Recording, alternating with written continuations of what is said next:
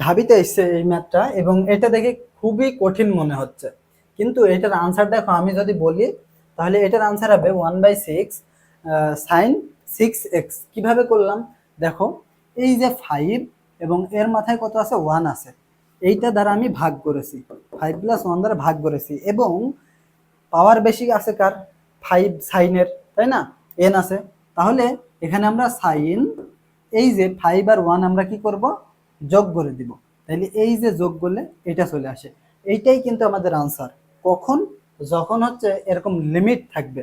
কিন্তু তোমার যদি লিমিট না দিয়ে তোমার এরকম বলতো যে শুধু ইন্টিগ্রেশন করতে বললো, তোমার এরকম শুধু ইন্টিগ্রেশন এইটার করতে বললো, শুধু ইন্টিগ্রেশন এইটার করতে বললো, তখন কি করবা, তখন তুমি এই যে 1/5 + 1, এই 5 এবং এই 1 এটা করবা, এবং এর সাথে সাইন কজ কিছুই হবে না, সাইন কজ কিছুই হবে না।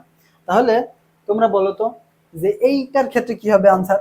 এইটার ক্ষেত্রে দেখো তো, এখানে এখানে তোমার এইটাই কিন্তু মূল ফরম্যাট, π/2 এবং 0 থাকবে, অর্থাৎ এদের লিমিট দ্বয়ের পার্থক্য π/2 থাকবে। তাহলে কি করবো আমরা, 1/n+1, এই n এবং এখানে 1, এবং এখানে nটা কার সাথে আছে, সাইনের সাথে, সো সাইন n+1x।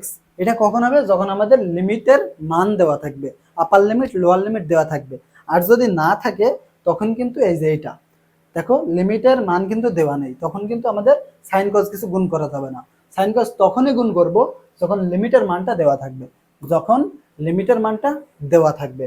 তাহলে এইটার ক্ষেত্রে কি হবে বলো তো, এটার ক্ষেত্রে আমাদের আনসার আসবে 1/n+1।